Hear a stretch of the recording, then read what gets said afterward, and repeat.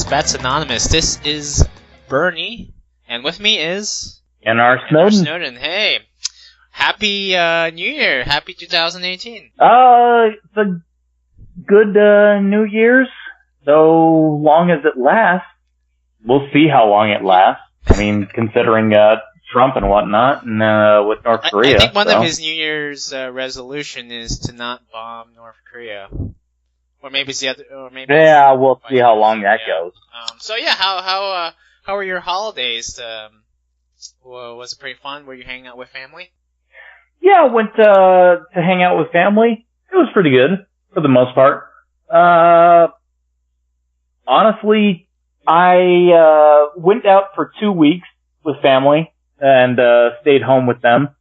I'm not gonna do that again. What? Oh no. 2 weeks? Nah, 2 weeks is way too long to hang out with family. It's a weird thing. You take 2 weeks off from work yourself, and you realize that they have to go back to work. So I'm just kind of sitting around the house as they're at work, you know? Right. Yeah, so while they're off to work, you're probably lounging about, watching some sitcoms on like cable television and reading the New York Times or Breitbart or something like that on the internet. Lounging about, probably watching. Oh my God! I mean, mostly that's something I would kind of appreciate. No, for the most part, I'm just sitting there like just waiting for somebody to come home and, so I can say hi and whatnot. It's like, frankly, all I was thinking is that, I could have just been back at my place, just wasting the same amount of time, as for me, I go on the internet, I watch the occasional porn video, jerk off, and then go to sleep for a bit, have my siesta, I guess, midday. Oh, well, thank you for saying that, because, that was a whole other thing, I'm back at home, it's my mom's apartment, and it's like, I can't jerk off, so what am I doing? I'm freaking out, I need to punish myself at some point, but I can't, Right, exactly. You do have to be somewhat more puritanical when you're at your parents' house, but you need to understand that there are locked doors, so you can do your business behind them. Yeah, theoretically, but, you're there, and there are the locked doors, but, there's the bathroom, but that's kind of the public bathroom that I'm looking at, so.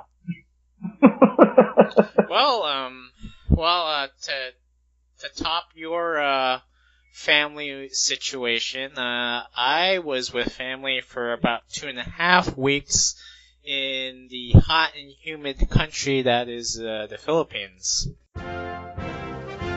So it was I wouldn't say it was quite hellish, but damn, having only sporadic air conditioning, so the air conditioning was just like going in and out, like hot and cold air, was pretty close to hellish. And plus, but if nothing else, that must have been, there must have been a lot of things that you could see there, like a lot of sights that you could see, I would assume. Because it's obviously a foreign country and whatnot. It's a foreign country, but the fact is that my family, so my extended family, my cousins, aunts, uncles, and my grandma, they all live in a fairly small town, about 7 hours north of Manila.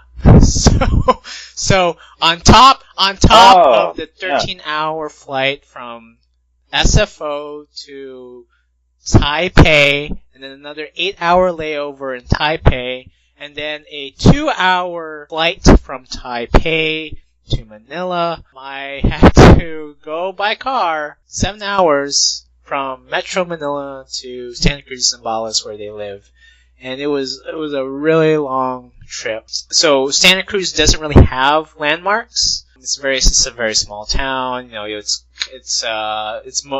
They're mostly like rice paddies surrounding the town, and in fact, my family does own some rice paddies that I will in fact inherit. some rice paddies once my parents pass away. Well, there you go. You're kind of a farm tycoon there, aren't you? Oh yeah, I'm a Farmville tycoon basically, but without without the smartphone and the slave labor of Farmville. You can't just force your employees, like those virtual employees, to do what you want. So you have to be a little more realistic than that. And plus, you have to take in consideration diseases like diphtheria and Japanese encephalitis. So it's a mix between Farmville and the Oregon Trail. Well, as long as you're not getting cholera. Oh yeah. You know. Hopefully my epitaph doesn't say Alistair died of malaria or something like that. You just died of malaria. Yeah, exactly. But no, it was pretty interesting. I got to talk to some relatives. Unfortunately, my relatives speak a dialect of the Philippines as well as Tagalog, which is the main language. So they also speak Sambal, which is one of the languages that could soon be extinct. So only a few people actually know it, including my parents. And there's somewhat been of a campaign to preserve it. But despite some language barriers with my relatives, I was able to speak with them.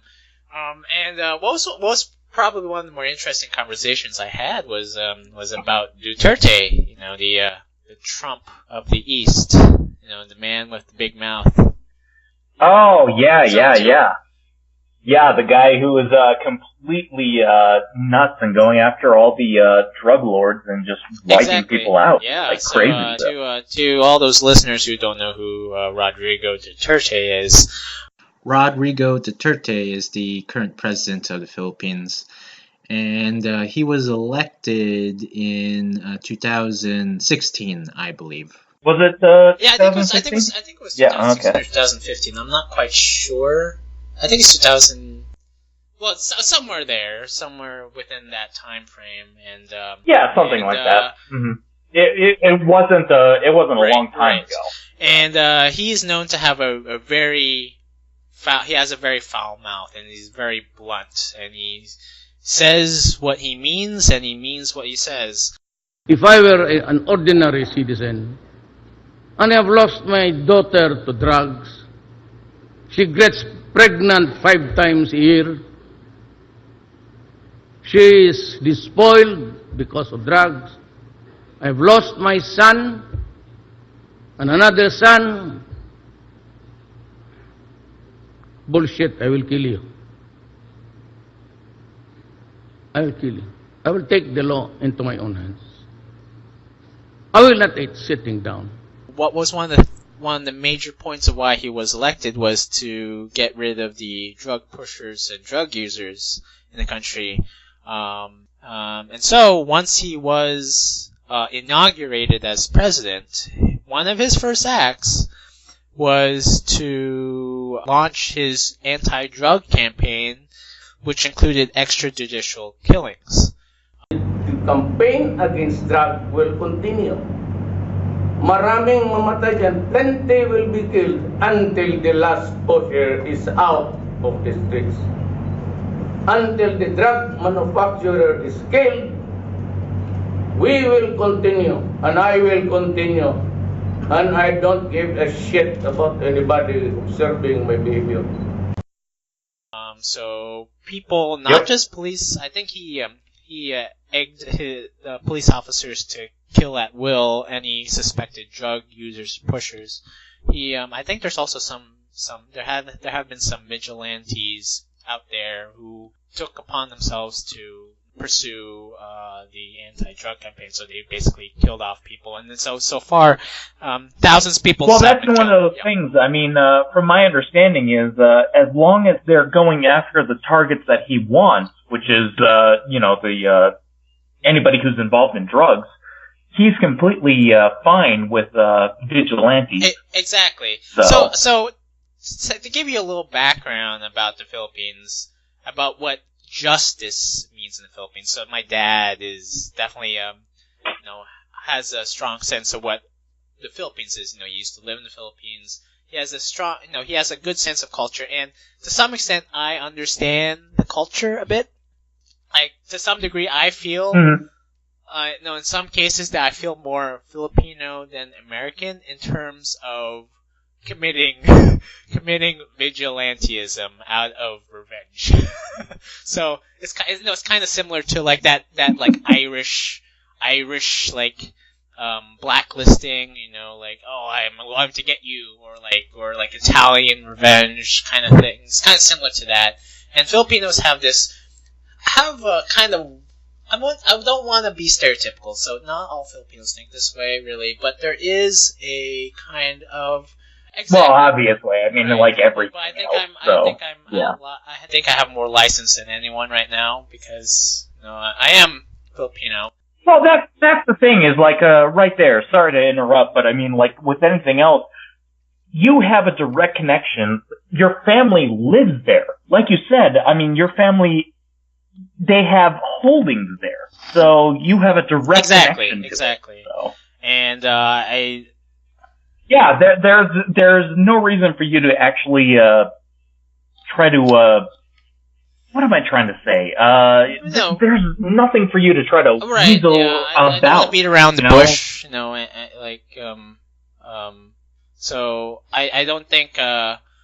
I think I know more than the average American about the Philippines and Filipino culture. I've having lived in a Filipino household for much of my life, and so going back, I was saying that my dad has always kind of said that that Filipinos have a strong sense of justice, but not necessarily a justice that is similar to what Americans think. So, in the sense of in the United States, justice is about having a fair trial. And I know a lot of Filipinos do believe that as well, but there's also a very strong sense of justice that is very transactional in the Philippines. So you do something wrong, I commit wrong to you, kind of thing.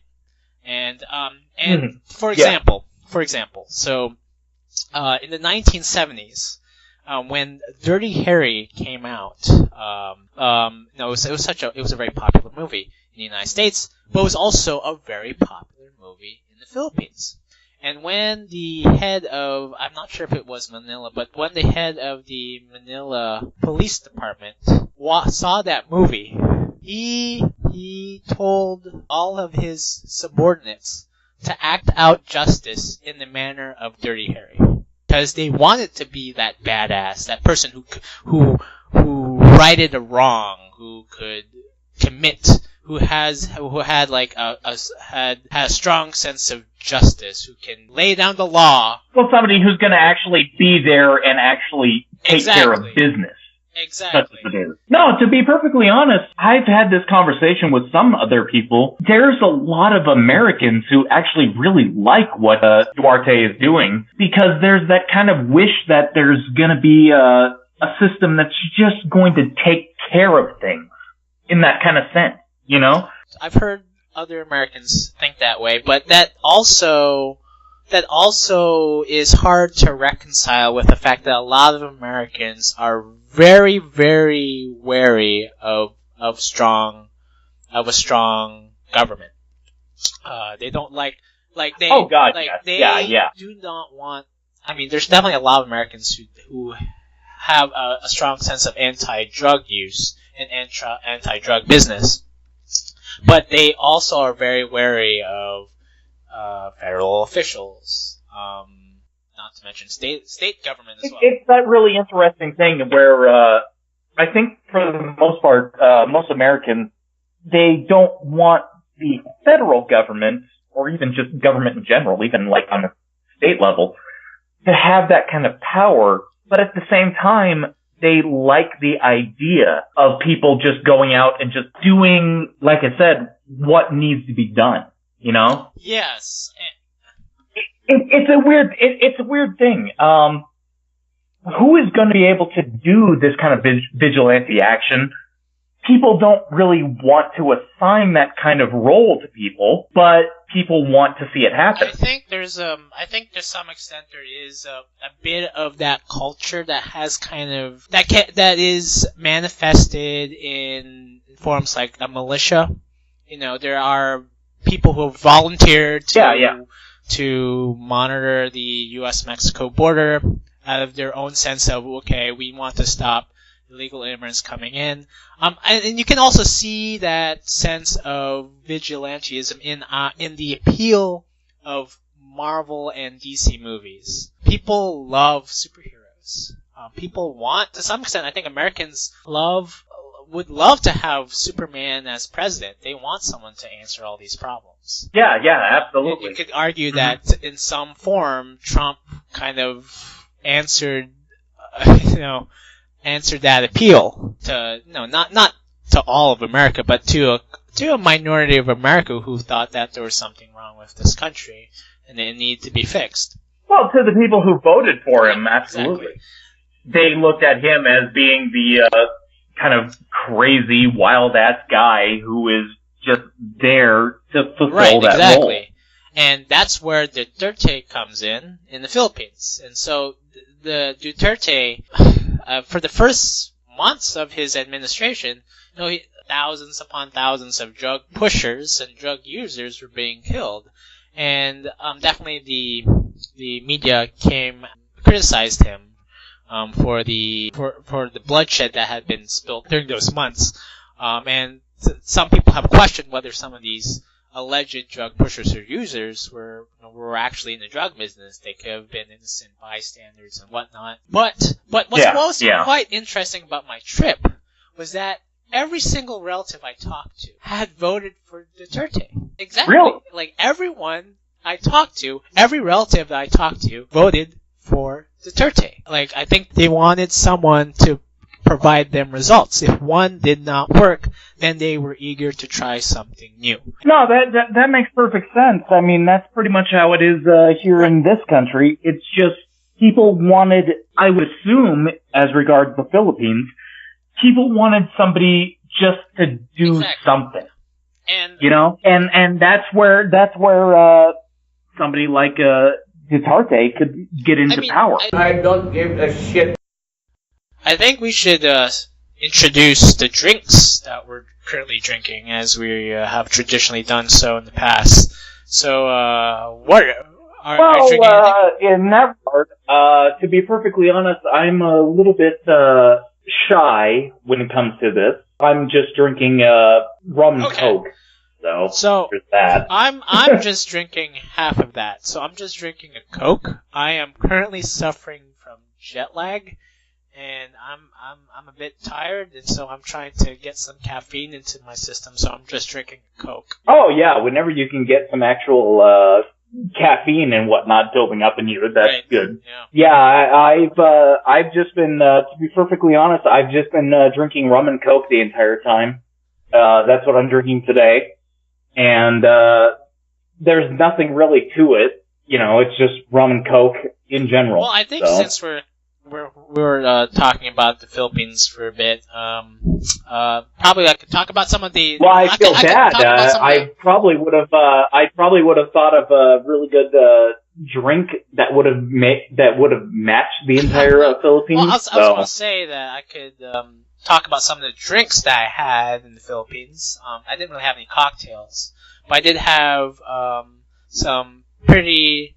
Oh, well, that's fine. I mean, as far as that goes, if you're there, if you have an idea with it, then bring it up. Yeah, so I absolutely. I usually had a beer called San Miguel, which is brewed in the Philippines, and it is by a company that was started like in 1890 something. I forget. And it was pretty good. No, it's a 5% beer. No, it's typical for a beer. But there's one that is much stronger, which is brewed by the same company, called Red Horse, which is around like 7%. It's a 7% or 8% beer. Okay, well that's a beer we're talking about. It's a more premium beer, and it does get you fucked up sooner than were you to drink a San Miguel. So it's called Red Horse. It's brewed by San Miguel, and it's always served in this long bottle, and you can get fucked up pretty quickly if you don't know what you're doing. So that's what happened to me, and I did have some whiskey. It is a Spanish whiskey called Emperador, and it was pretty good. Okay. And for one night, I had just had Emperador because my family was hosting a birthday party for my grandma, and so we were having Filipino food, including a whole pig. Yeah. So I drank Emperador, and I got pretty wasted. And sooner than later, I was singing karaoke. I'm not sure if I was singing in Tagalog, but I was pretty drunk at that point. Hey, well, there you go. You're singing, the standard hello and whatnot. But so. I'd like to point out that I think American alcohol is pretty much in demand in Asia. One big name that is always been famous is Johnny Walker. Oh, that makes perfect sense. I mean, whatchamacall, the regular beer that's kind of a standard thing. What's it? I'm trying to think of the name. It's the thing that is associated with hipsters. Oh, PBR? Pabst. Yeah, thank you. That's it exactly, PBR. That's associated with being high class in Really? China. Huh. That is. Oh, wow. Yeah, it's a really big thing. It's associated with just being high class, and it's sold like the regular beer bottles are sold like champagne. Really? Okay. So is it brewed differently in China, or is it exactly the same beer? No, it's exactly the same. That's the interesting thing. As far as I know, there's no difference to how they actually sell it over there. Disgusting. Disgusting. Oh, PBR sucks, but it's sold like $100 a bottle. I gotta look this up. Is this really true? Wow. It's true. Seriously, Google it. You'll find it. It's $100 a bottle. I mean, it's assumed like it's the greatest thing in China. Oh, fuck no. Oh, okay. I'm reading this Times article right now. $44 a bottle of PBR. Holy Seriously? crap! Yeah. Oh god. Yeah. How the fuck is that shit that really good in China? It's all about marketing. $44 in China. That no. Given that the average wage of a Chinese person over there is about $3,000, that's like about one. That's like 1.5% no, it's of insane. their income or something. But there you go. I mean, based off of what they assume, based off of the marketing and whatnot, that's what they think is a really good beer. And unfortunately, PBR is the thing that is being sold as like a fantastic American brand. Yes. And fuck that. Okay, so. No? I mean, for fuck's sake, we have so much better beer that we can actually sell. And so much better beer just in Colorado, not to mention other states. Oh, for fuck's sake, yeah. Yeah, that's pretty interesting. It's like there's always been some kind of like whatever's like I always see this trend around the world. Whatever's common within one country is very luxurious in another country. Like a Pizza Hut. We don't really think Pizza Hut is very luxurious, but I've seen like photos of Pizza Huts in China where like it's treated as like a very special dinner. Fancy eating out. Well, that's the whole thing that really speaks to the entire culture at that point. Like, what are you doing when you're exporting it? Are you trying to export it as a standard American thing, or are you trying to export it as something that people will think is a really good purchase? I know someone from Vietnam who says that it was, I'm not sure if it was like McDonald's or something, but he was saying that eating at McDonald's was really, really special in Vietnam. But once he arrived in the United States, he was like, oh, I guess it's not very special at all. That kind of says everything right there, doesn't it it? could go the other way as well. I mean, here in the United States, ramen is I think, relatively more expensive here. Like eating Japanese ramen, like at like a restaurant.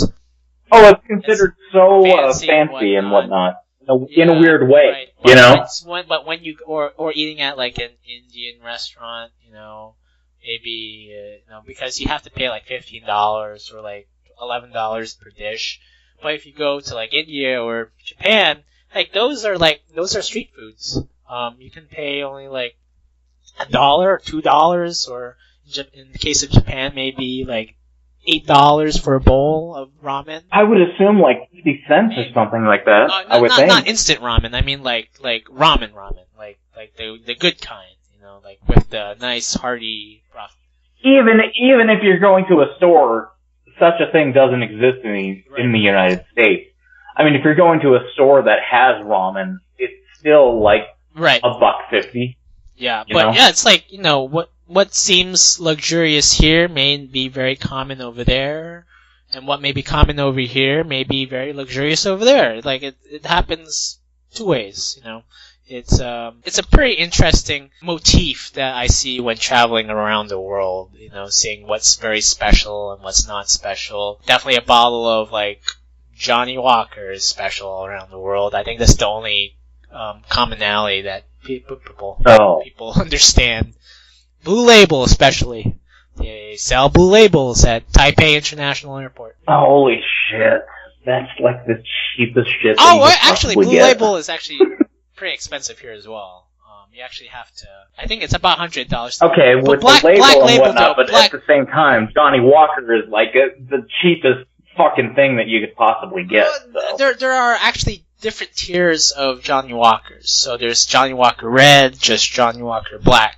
Those are definitely cheaper, but the most expensive is Blue Label, which is if you go to Costco, you will have to pay at least $100 for a Blue Label. Okay, fine. If you're actually but Johnny Walker Red, like even the Johnny Walker, but I think what you're trying to say is that even like a Johnny Walker Red is treated fairly luxuriously, I guess, in other countries. So yeah, I understand. I agree. It's mundane here in the United States, is what I guess I'm trying to say. So yeah, but I think one of my advices for people traveling around the world is please go visit their convenience stores, like their 7-Eleven. Like if you go to Japan, go to a Japanese 7-Eleven.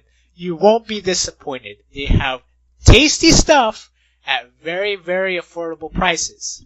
Like, I went to the Philippines 7-Eleven. I had a pork bun. It cost me 29 pesos, which is about 50 cents. Or 60 cents.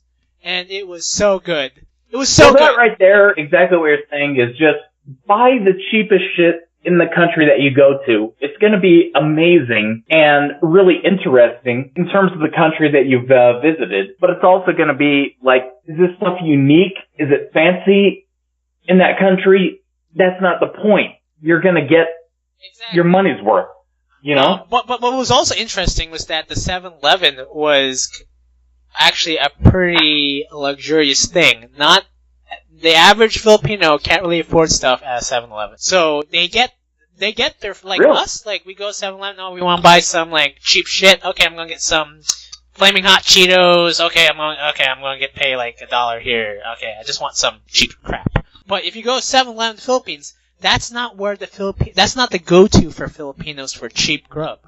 They go to the street vendors, which are much cheaper than the 7-Eleven in the Philippines. Like, it was kind of odd, like, going to 7-Eleven. The 7-Eleven in Asia is so much better than the 7-Eleven here in the United States. Because they treat it more special? I'm not sure if, like, they treat it more, it's like a premium brand in the Philippines. So you go in there and all the there's good customer service, you have all the they're not like lazy clerks, they're like attentive clerks, and they say yes sir or yes mom. They have very high standards. Like every 7-Eleven I saw was pretty clean. Like they have high standards of 7-Eleven in the Philippines.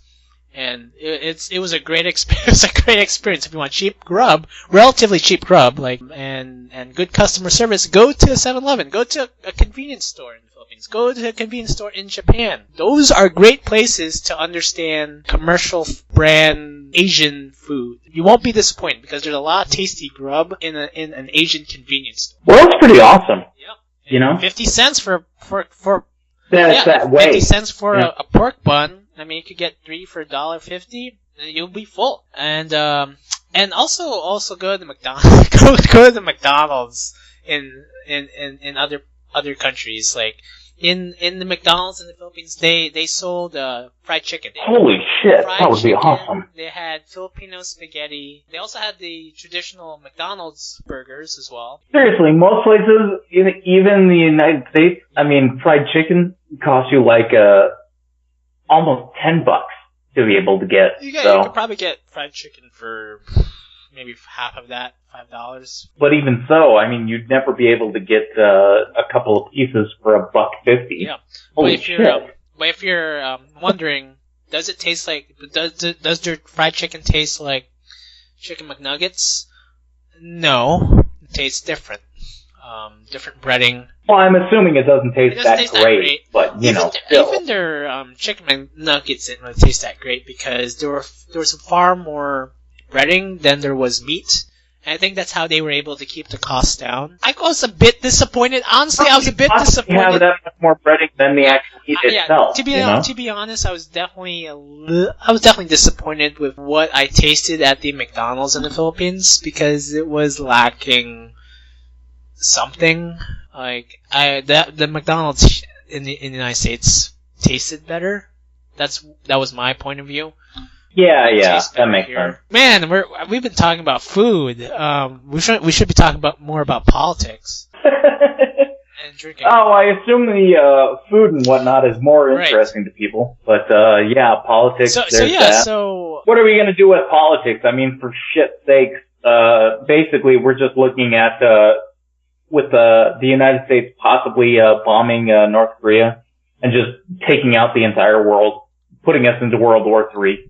So, fuck it. Before that happens, make sure to go to an Asian 7-Eleven. Do that. You will not be disappointed. Clearly. They have great food at the 7-Elevens in Asia. Go to the Singapore one. Go to the Japanese one, South Korean one. 7-Eleven is amazing overseas. I've never been disappointed with a convenience store in an Asian country. Yeah, it's weird. I argued with people online about 7-Elevens. I've bought bananas from them before, and people are kind of amazed that they even have fruit in those 7-Elevens. Oh, yeah. Even here in the States, It's, 7-Eleven is very convenient here, but it's definitely way more convenient in Asia. Like, they have everything.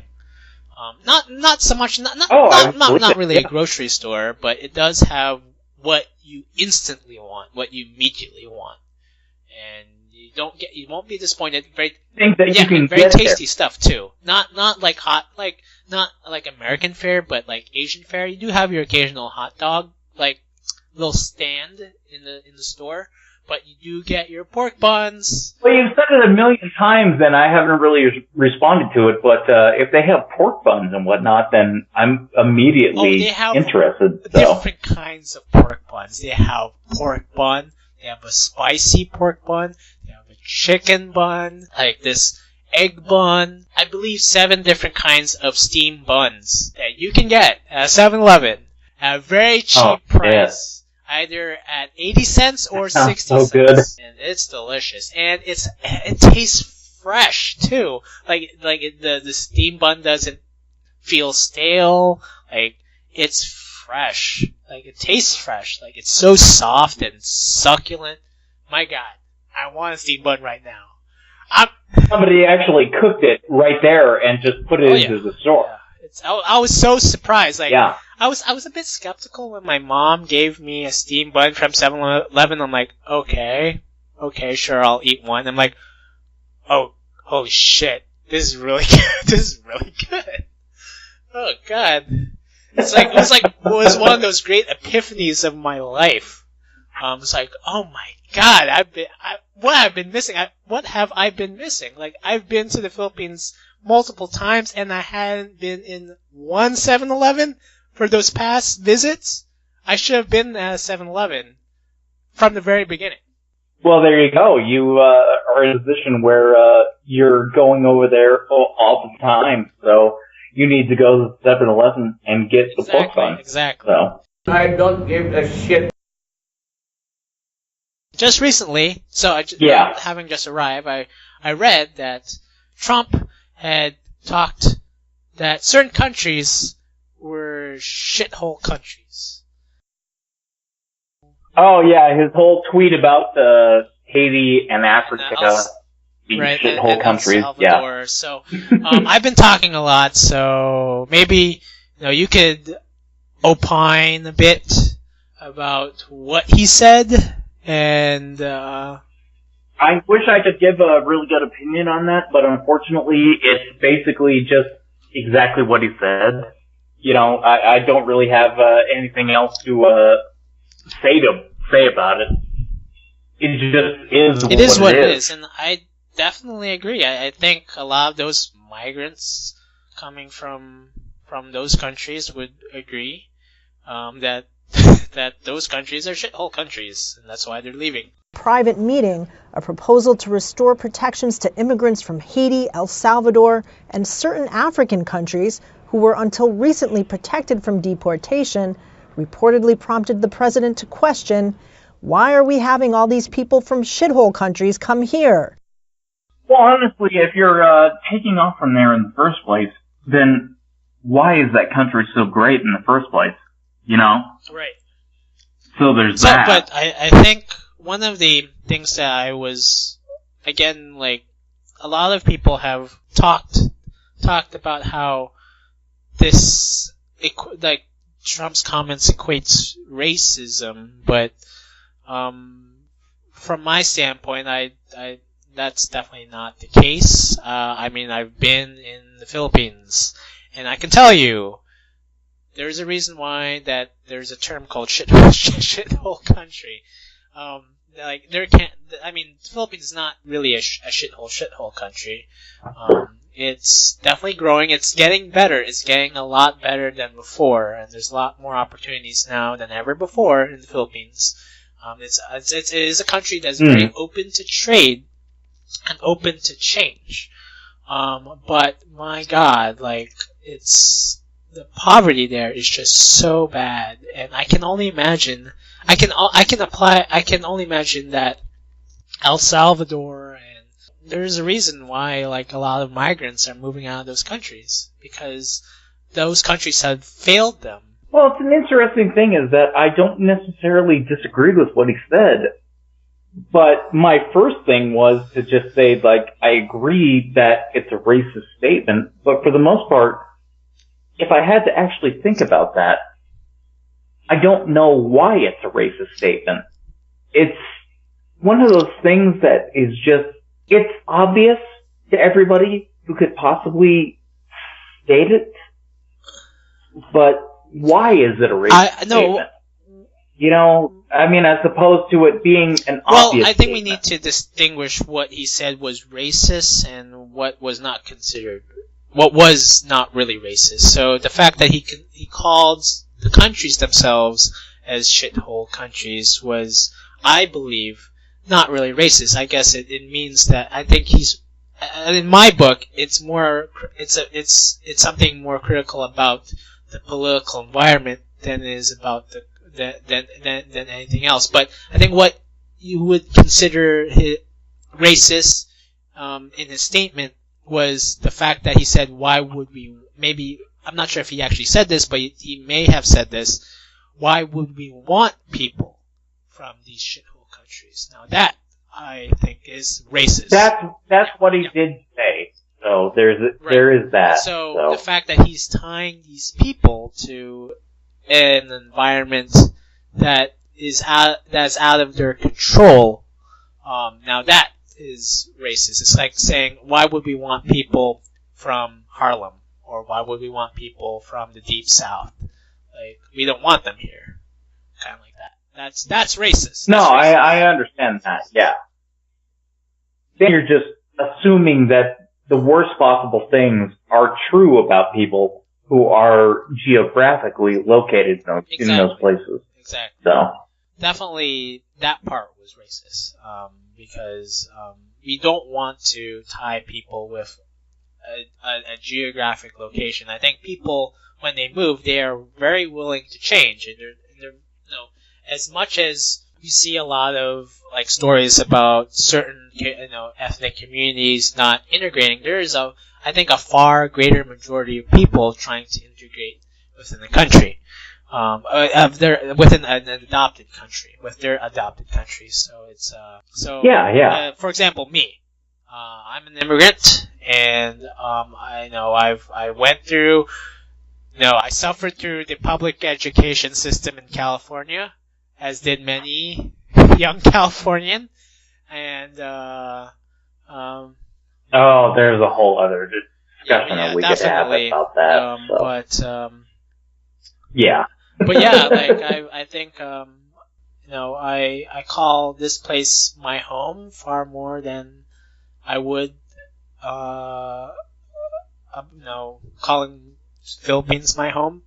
So I think a good portion of people who come here fairly young, from other countries, they call this their home, and they're very grateful, and they don't take it for granted, because they understand what's outside.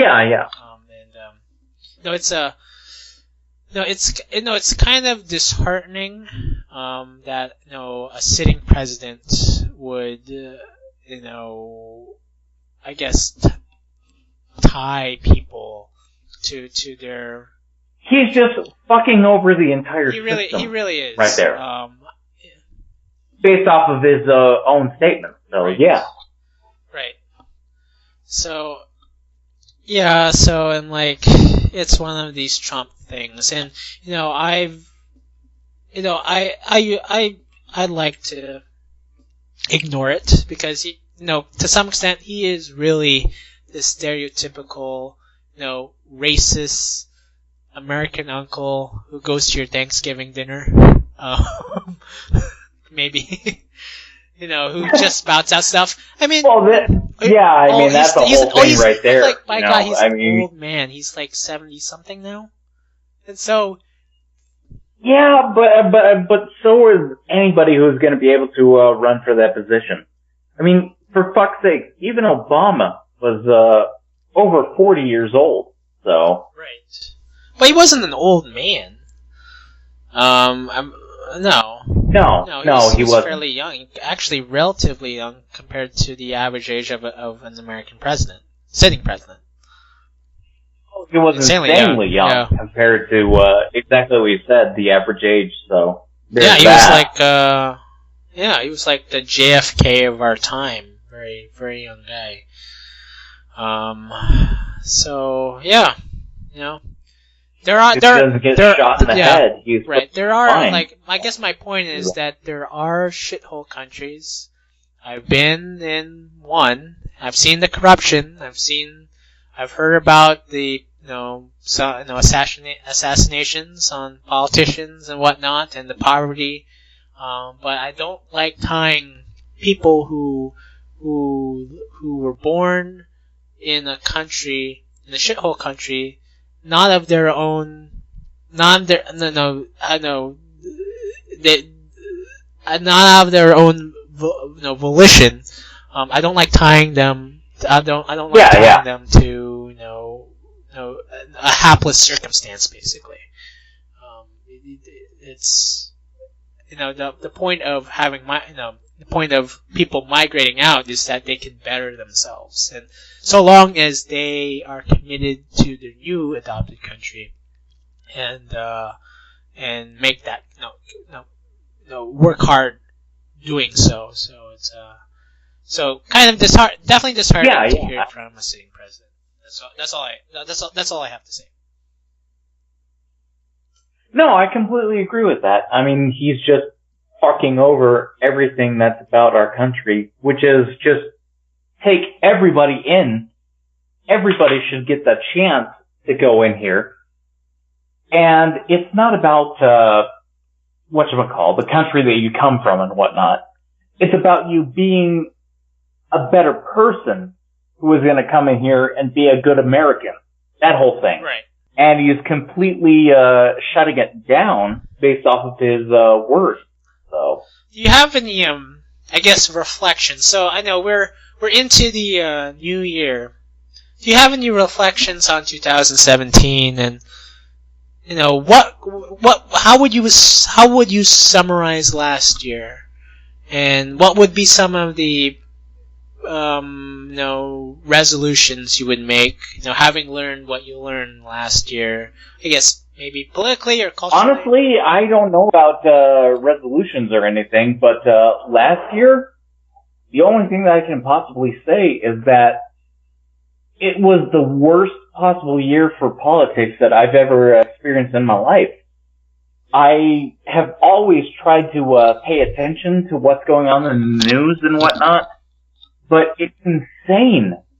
With Trump in the office, I don't know if it's about him or if it's about the news that is reporting on him, but I'm trying to pay attention. I'm trying to actually understand what's going on, but everything seems to change like moment to moment, Yeah, there's a lot of white noise, I think, last year. Like, there was one person says this, one person says that, and it seems as if like there is no filtration system. Like, it just like whatever comes out, and I get a news alert on my iPhone saying, "Oh, Trump said this. Oh, Manafort is like the FBI doing blah blah blah blah blah," and it's just coming out at us. Like, my God, like it's just so, we're so inundated with information, and not just like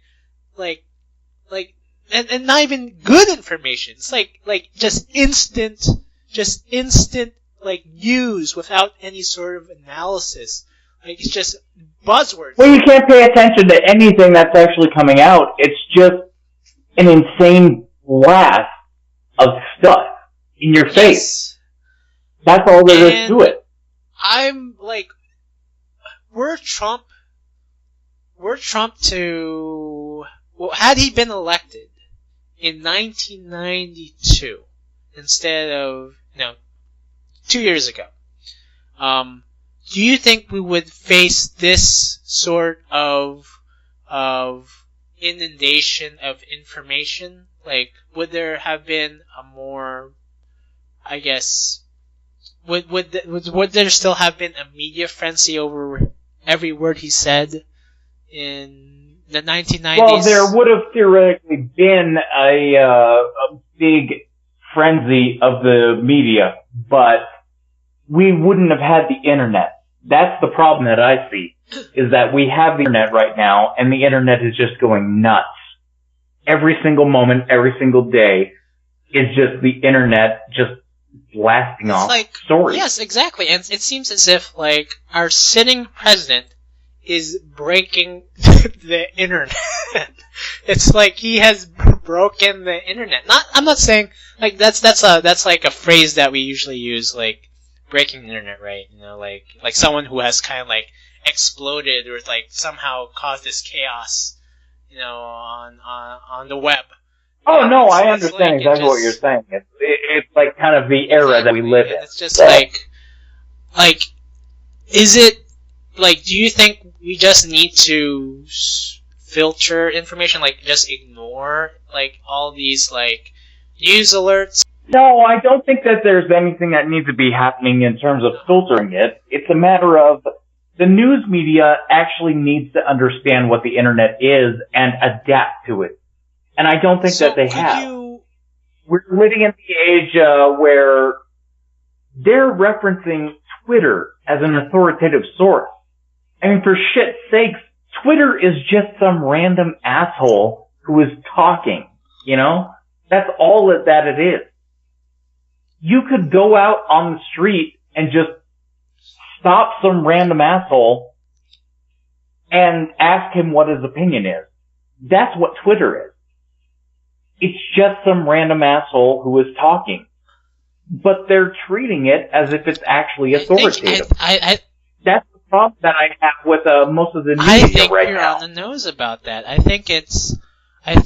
There is definitely a disparity between what we expect coming from the President of the United States and what the technology actually conveys in terms of communication. Yeah. Presidents, we've only had presidents talk directly to the country starting since, I guess, the 1920s when radio happened. That's when we started, having a direct conversation between, the executive and the American people. And things just ramped up ever since that. Specifically, if you're going to put that in the most direct, blunt point, that was, what's his face? Right. Eisenhower, being the president, and he had those fireside. Oh, you mean Roosevelt. So. FDR. Roosevelt. Yeah, so, thank you. So, yes. I think, for a very long time, a lot of our presidents have been fairly silent, or whenever they said something, it was highly scripted, and their speeches were written by a speechwriter, and you had whatever they said was a fairly official statement. It sounded very authoritative. It went through a committee, and whatever they said, you had to take it seriously. But with Trump, there's no committee. There's no committee watching over his tweets. That is him. There's no committee at all. And that's the weird thing, is that, yes, I agree that he's just shooting his mouth off like crazy.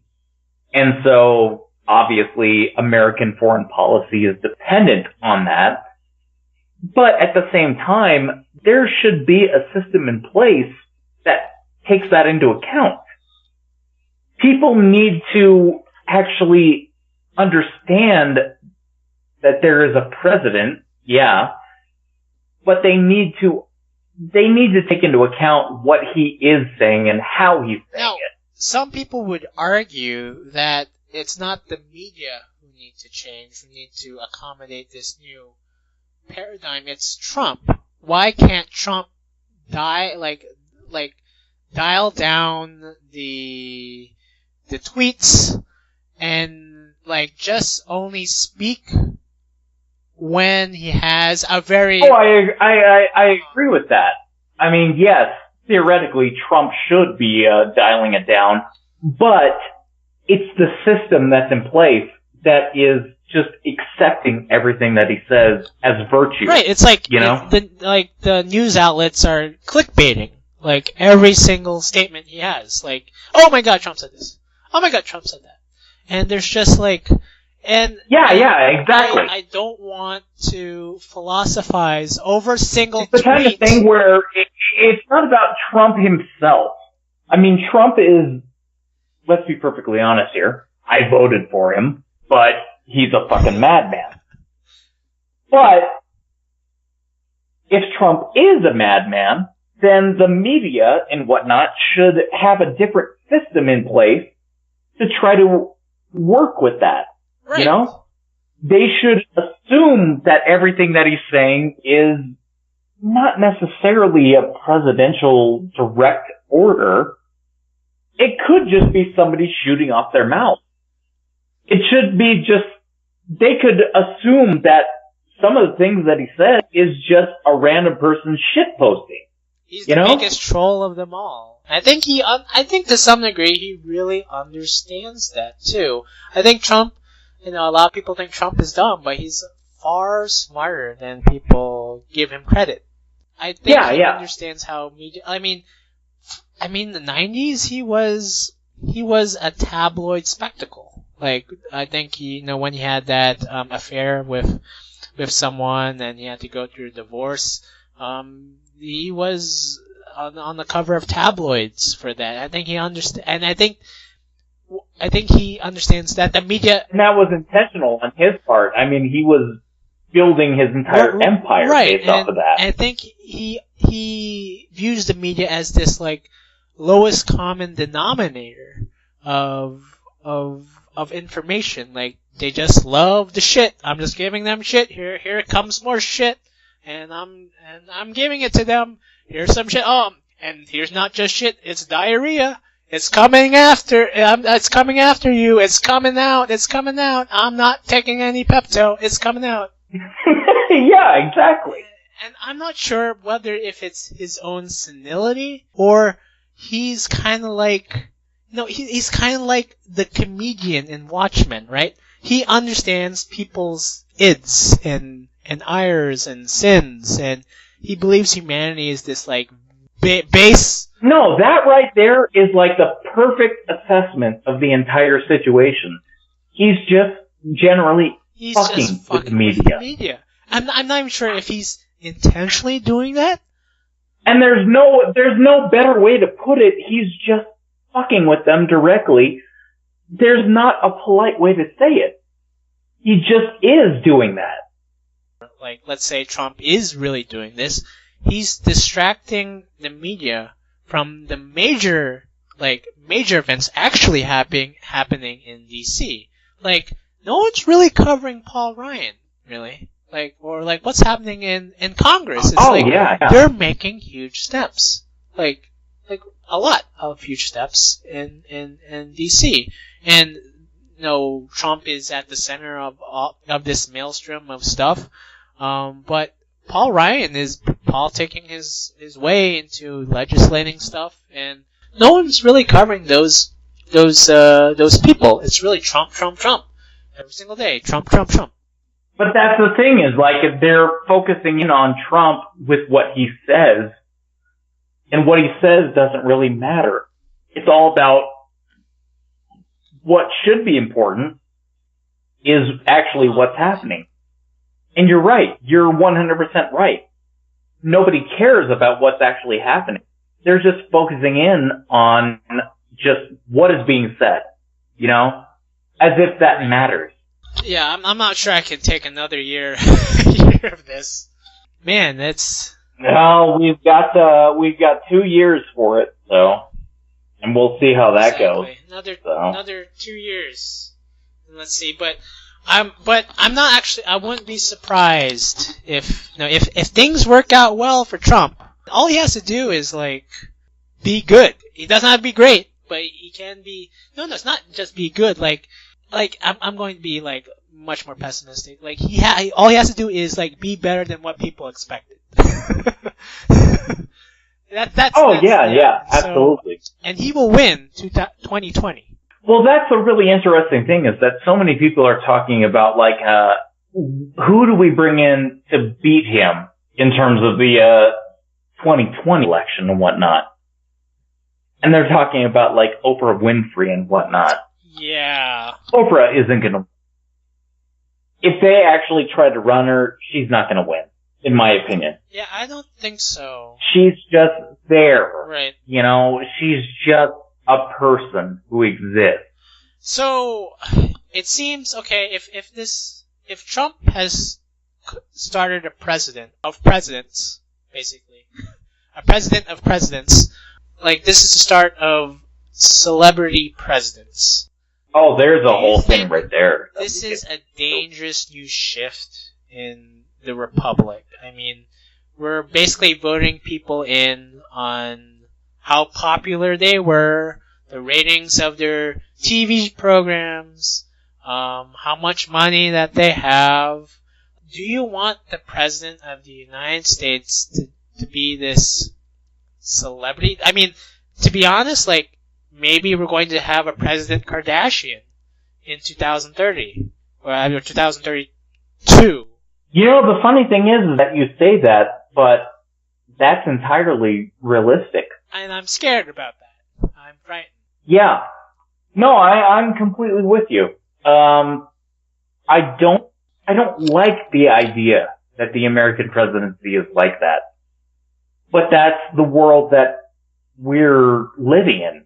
Is there really going to be anything that's going to stop that? No. Well, that's pretty much where we are. It's not so much a question of if this is the world we're living in, as it is what should we do about this? Like, can we reverse? Can we stop the tide from rising? This is this new shift in thinking in politics, and it's.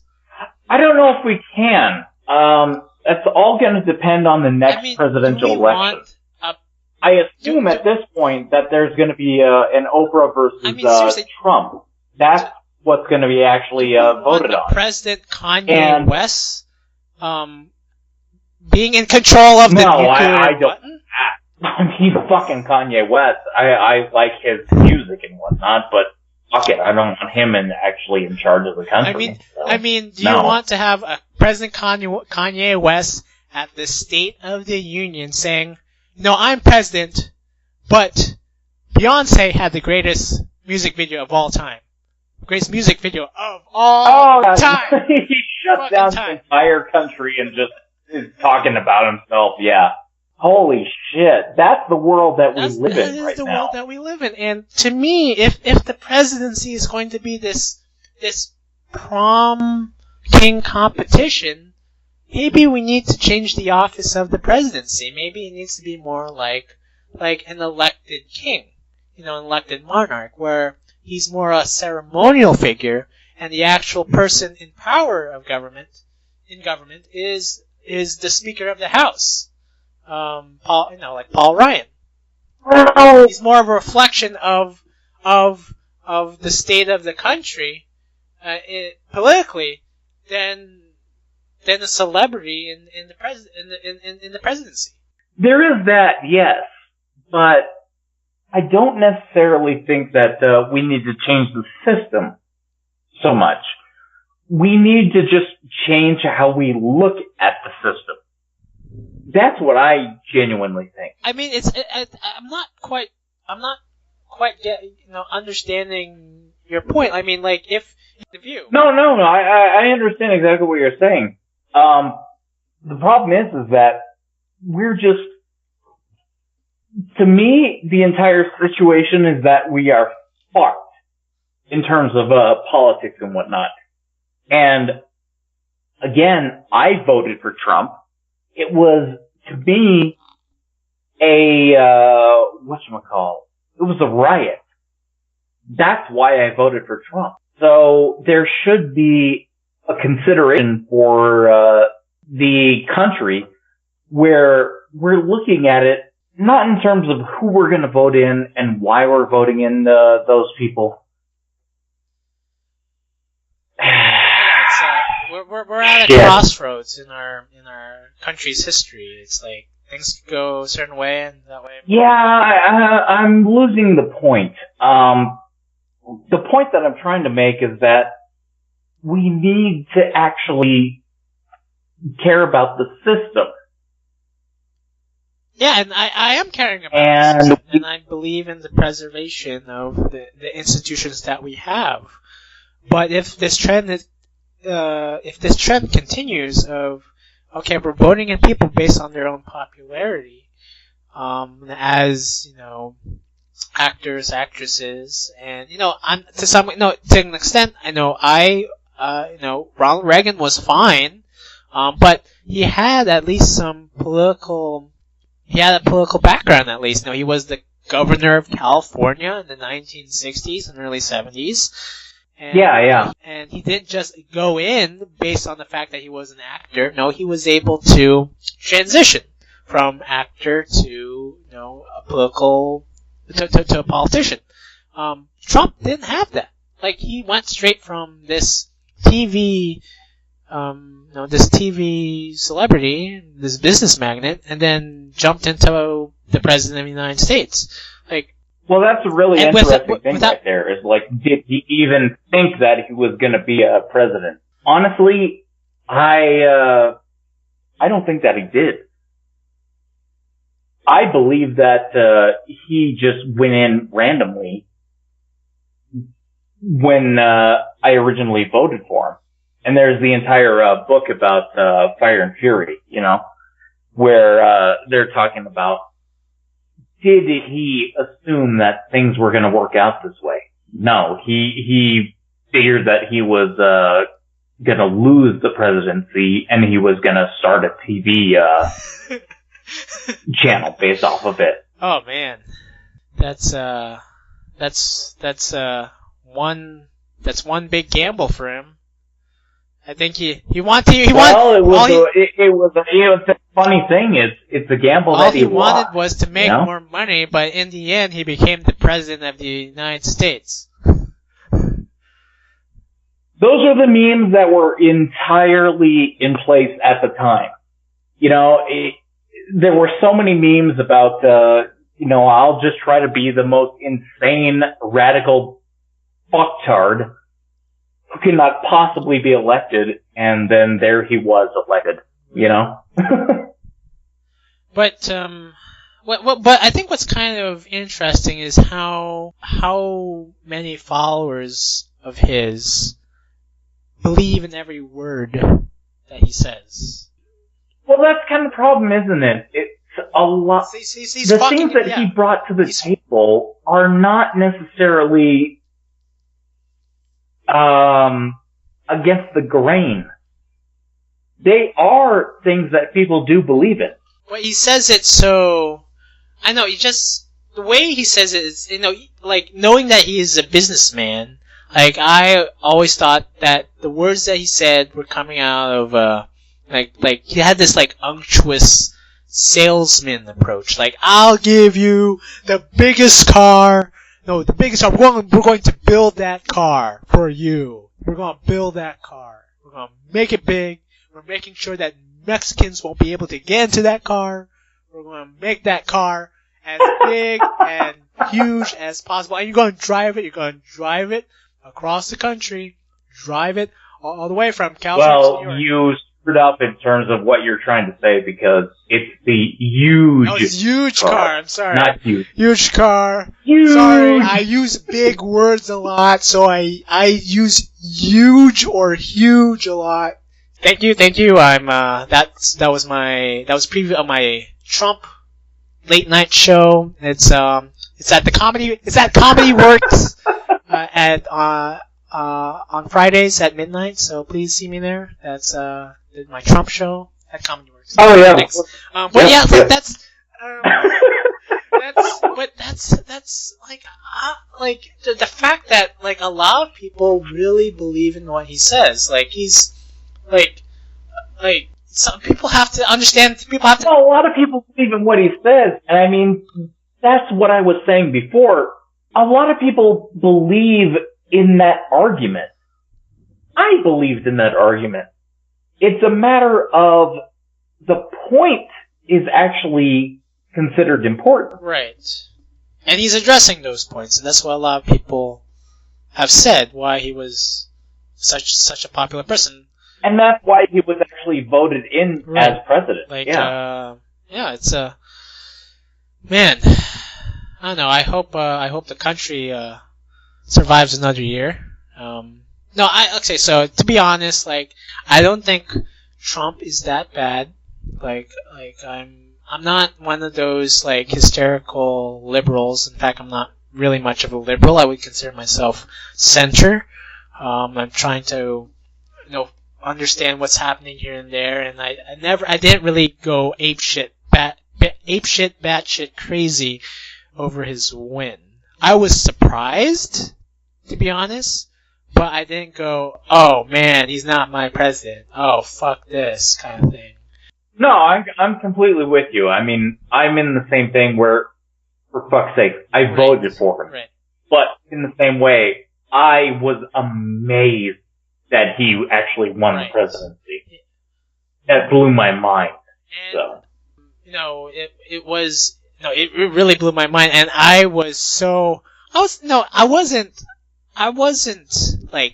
sad or mad about it, but I was kind of giddy to see all the reactions, really. I'm like one of those people that likes to watch people's reactions. When they when I watch a movie with my family, I like seeing their reactions when a certain scene happens. I was waiting for all the newspapers newspaper headlines the next day to see what their reactions were. And it was like yeah, absolutely. It was insane to try to watch, people try to find it, I know, it's like...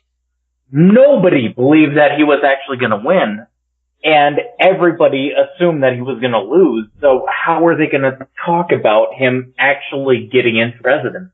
Like, my favorite headline that morning came from the UK, and they tend to have very sensational headlines because they understand the partiality of news, like especially the magazines. And so they have more sensational headlines on their newspapers. So one of my favorite headlines was, "America, what have you done?" It's a good question, isn't it? I mean, that's about all that you could possibly say at that point. That's great. And like, just fascinated. I didn't have any sort of like schadenfreude over the Clinton camp, although I did vote for Clinton. Well, so it's just in general a really good headline to be able to have. It was more practical. I remember that I got really pissed off when Obama was elected, and European newspapers were saying like, "Hey, we're really proud of you, America." Oh right, and like I got so fucking pissed off as if about you voted for a black man before. Because what the fuck are you talking about? You're proud of us. I voted for Obama. I didn't give a shit about it one way or the other. It's like, this isn't a situation where you should be proud of us or happy about us or one way or the other. Just, this is what happened. You know? Oh, I mean, it was... I mean, you want the entirety of America to say like, "Oh, I'm so proud of you, Italy, for voting for, I don't know, Silvio some guy Berlusconi. to be the Prime Minister of Italy." Yeah. Fuck you. You know, there isn't anything that we should be proud of at that point. No, yeah. It was totally haphazard of the Nobel Committee to have awarded Barack Obama with the Nobel Peace Prize. that was the most... Oh, there's a whole other thing right there, stupid thing. Well, that was honestly really funny to me, because a couple months later he attacked Libya. It was like an Onion article. Nobel Committee awards Obama with Nobel Peace Prize. Obama nukes Iraq. Oh yeah. But the funny thing is that he actually did that shit. I mean, relatively speaking, he killed more suspected terrorists than the Bush administration. He bombed them to hell with the drones, droned them, and like there was a double standard for Barack Obama. Like he continued the drone attacks. It was, to some extent, they were extrajudicial drone attacks. But they were already in place. I mean, he was just the same guy that anybody would have been in that position. Right. But it seemed as if he's black, so then he's a great guy. I guess that's what they thought. Right. And I was a shiny faced, like, 18-year-old when he was elected, and I was like a little more. I was definitely more liberal back then. But having gone through life, I'm far more depressed about stuff. And more pragmatic, more cynical. Exactly, more cynical. Right. But back then, like the fact that he was elected, it looked as if like there was like somehow his election heralded a new age of America. Like, we're going to be better again. We're going to be greater. We're going to be more compassionate. Like, his legacy has been kind of tainted. The fact that America voted for Trump, and not just Trump, but kept the Republicans in power in both houses. The ideals of Trump. Democrats, there's a majority of Republicans as governors in the United States. The Democrats are at their lowest now. like they're not really in power, like at all. Like they don't hold a majority of governorships. They don't hold a majority in the House or in the Senate. And the Supreme Court is currently more center-right, and we have a Republican as the President of the United States, or quasi-Republican to some Republicans. Like, Obama's legacy has been overturned.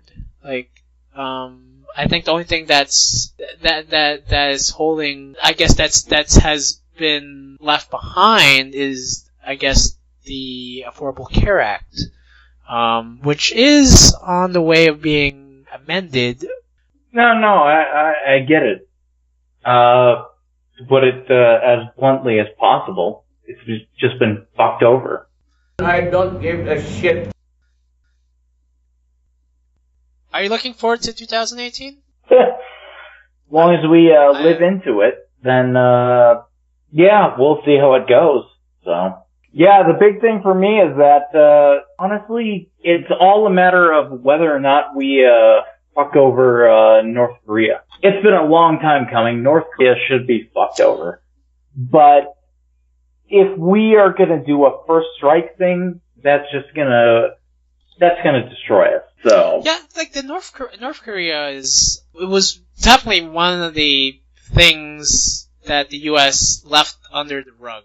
Like oh my God! Well, we've been at war. We have been literally at war with North Korea for the past 60 years. Yeah, so. It's a silent war. The Korean War technically hasn't ended. We never signed a treaty with them. Only a armistice, right? So just an armistice, like. Yeah, exactly. So technically, the Korean War has been going on since 1951. 51. I'm forgetting dates, years. No, you're pretty much exactly right. I mean, that's the problem that I've always had with this, is that it's always been there. And we've made peace with our former enemies, like Japan. We made peace with Vietnam, like one of the most divisive wars in American history. And we've made peace in, Iraq, but North Korea, well, peace in Iraq, that could be argued, but North Korea is the only country that we've basically left under the rug and haven't touched and haven't done anything about and have left it to our allies to deal with, because they're right next door, and they're currently being threatened by nuclear war, nuclear missiles, and kidnappings by North Korea. We put ourselves into a position where we don't give a shit. I don't give a shit. I mean, that's basically been our entire policy so far. Right. And yeah, we haven't done anything about it. So it's good that I like that we're trying to actually do something about it, but we need to try to find a way to fuck them over in a way that will help us. Yeah. It's like we just somehow placed ourselves in this huge quagmire.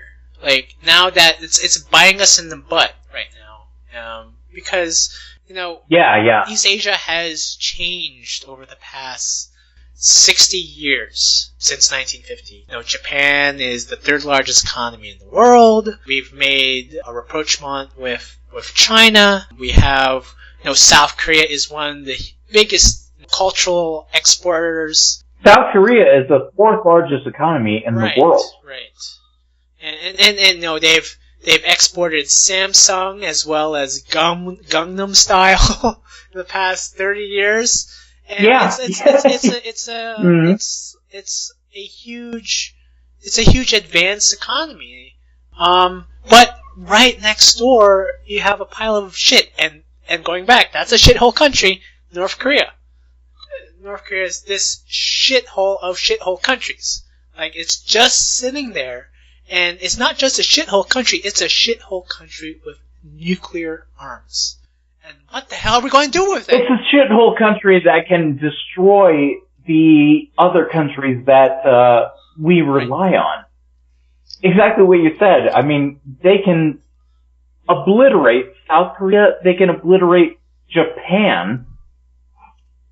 It's those countries that, you know, we have our life dependent on, for the most part. Right. It's a tough decision for Trump as to what he needs to do, but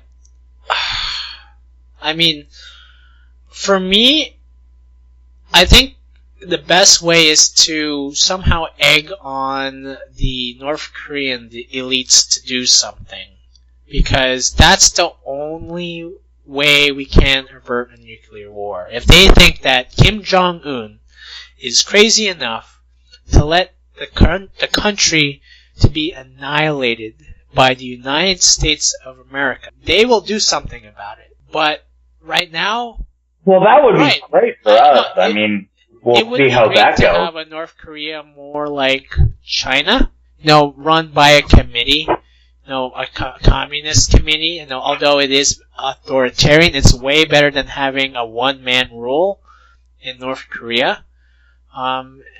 But it seems Kim Jong-un has a very strong grip on the country, and I'm not sure what we can do apart from either having a preemptive attack, or Kim Jong-un's going to foolishly attack one of our allies.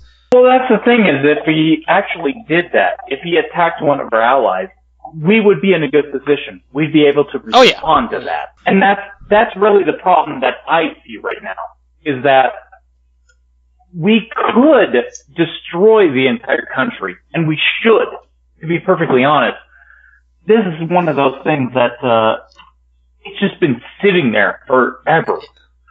We need to destroy North Korea. But can we do that politically? Yes, and I think the best thing to do is to try to do it diplomatically, and if not, hopefully it doesn't come to it, but hell needs to be broken loose. So yeah. It's a pretty interesting situation, but I think I think we overestimate the power of North Korea, because their ballistic missiles, although dangerous, their fail rate is so high. Wasn't there one point, like about a week or 2 weeks ago, news outlets released that a ballistic missile had blown up and accidentally hit one of the nearby towns? I mean, they've been fucked over. Yeah, there's a lot of that. But the problem is that they are just reaching insane goals that we would have never expected. I read a New York Times article a couple of weeks ago, which was just about North Korea. And a lot of people were saying they wouldn't be in a position where they are going to be able to hit the United States until about 2020. That is what people were assuming. They're already in the position where they can hit the entire United States with a nuclear bomb right now. Oh, yeah. That's the kind of estimate that didn't even exist a couple of months ago. There's been some sort of this exponential curve of development happening in North Korea, and I think it's understandable, because we've elected a madman in the office, and they're like, oh shit, we need these nuclear weapons to work as soon as possible, so let's do it. Well, it's one of those interesting things where I think that having a madman in the office is probably a good thing, to a degree. I mean, we probably should have somebody who's able to give North Korea the same kind of arguments, tit for tat, that they give us, At least our madman is funny. Well, yes, he is, yeah. I love his tweet. Oh, my nuclear button works, and it's on my desk. My nuclear button works, and what was the other one? Why would Kim Jong-un call me a dotard? I've never called him short and fat. That's my favorite one. Oh, God, I don't even remember that one. I mean, holy shit, everything has just been going on like crazy, month to month, you know? I think if Trump is good at trolling, at least he's targeting the right enemies in terms of the troll. Yeah, absolutely. So it's so to some extent, it's great to have a madman in office, but so long as he is a madman to the enemies of the United States, and I think Nixon in the 70s understood that. He had this madman approach in foreign policy. Well, that's the thing, is that's one of the reasons why I actually really like Trump in the office, because I do genuinely think that Nixon is an underrated president. Oh, yeah. I was born in Yorba Linda. I lived my entire life in Yorba Linda. I've been to the Nixon Museum several times. Nixon was a good president, in my opinion, based off of everything I've seen from what was going on there. Apart from the Watergate scandal, if we ignore that. Oh, he was completely out of his fucking mind. He was a nutball. Yeah, he had a blacklist. But that said, he was still like the perfect guy that you would want in the office at that time. Right. When there was such a cultural chaos in the U.S., where there was a huge division over the Vietnam War, it seemed as if America was slipping through the cracks. It seemed it was losing its luster after years of JFK with LBJ. And there is a really good to be made about Nixon actually being the one person who could go in and have a good conversation with the Chinese. Exactly. Like it's like that great Vulcan proverb. Sorry to butt in with a Star Trek reference, but there's a great Vulcan proverb. Only Nixon could go to China. Yeah, absolutely. Star Trek 6, The Undiscovered Country, when they hired William Shatner to negotiate with the Klingons, whom he really hates because they killed his son. But yeah, Nixon is such a fascinating president. He's probably, for me, he's like King Richard III. His incessant inferiority complex is so fascinating. Oh, he was. It's a weird thing, is that obviously he was out of his goddamn mind, but he would have had the third. He would have, yes. You know. It would have been, yeah. It was guaranteed for him at that point. He destroyed his own chance of having All he needed was the comedian. All he needed was to just sit down and do nothing. He should have just let those people who were prosecuted for the Watergate scandal to just take the heat. Like he should have been informed about that. He wasn't really in on the scandal, but the fact that he knew about it. Oh, he was. Okay. Yeah, it was direct on his part. So I'm not sure. All I've heard was that he knew about it, but he wasn't really in on it. It was directly orchestrated by him. Okay, I'll probably need to refresh on that. Yeah, it absolutely was. But again, I've been to the museum a bunch of times. I actually really do like him as a president, but oh no, he knew exactly what was going on. It was ordered by him. He told those people to do that. So what's kind of fascinating for me is that, Nixon is really the American, stereotypical American common man who's worked his way up the social ladder. He really is. Yeah, he definitely was. 100%. If you compare him to JFK was a guy raised with a silver spoon. He was part of the Kennedy clan. He went to Harvard through family connections, worked his way up political ladder. Came from a very wealthy family. Whereas Nixon was this guy from a farm in California. He was just a regular asshole who came from nowhere and just got into the presidency because he worked towards it, and he understood that humans were humans, not these like graceful, elegant, idealistic people. These were people who were greedy, who wanted who would do whatever they could to get where they needed to be, and he understood that because he was that person himself. And he never lied to himself that he was like this idealistic person, which is so fascinating. It's like, we celebrate JFK more, but everything was handed to him.